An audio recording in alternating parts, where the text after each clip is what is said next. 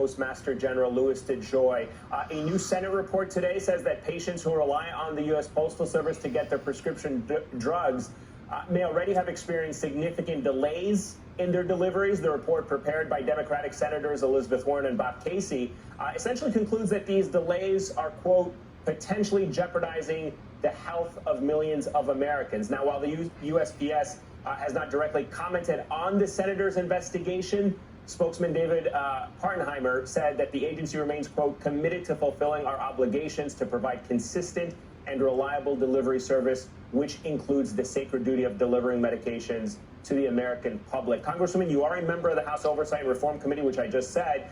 You were recently barred from entering a USPS facility in your home state. How concerned are you about the delays in mail delivery, particularly as it pertains to prescription drugs? Deeply concerned. I've been getting calls from constituents whose prescriptions have been delayed. We had Postmaster General DeJoy admit in the House Oversight Committee hearing that we had that the delays are more significant than he knew and expected.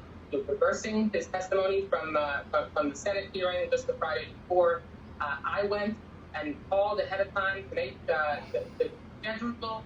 Going and observing a shift at 4 in the morning, gave a day's notice, never had prior notification issues with the Postal Service until this Postmaster General was on board. And frankly, I wanted to go because I got photos, after so many photos from postal employees showing huge pallets of mail backdated to July that was sitting in 2 postal facilities, still not delivered in September. And so clearly there's a huge problem with prescription drug deliveries, with businesses not getting deliveries. I got pictures from a business owner today of checks they finally got from people who they were wondering why they hadn't arrived, dated in July.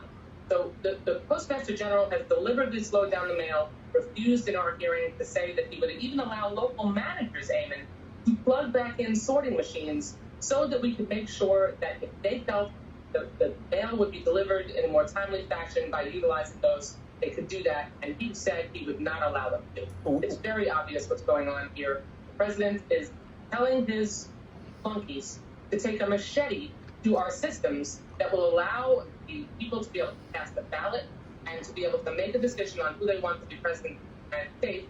And if it's not him, he's trying to make sure that he wins anyway.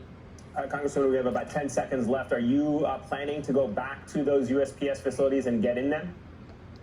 Oh, you can count on it. I will be going back to those facilities. I'm going to make sure that I go back and take a look at whether they've made any progress. And I'm certainly not going to be giving them any more than a day's notice. I told them as I left. All right, Congresswoman Debbie Wasserman Schultz of Florida, thank you so much for your time. We appreciate it. Thank you.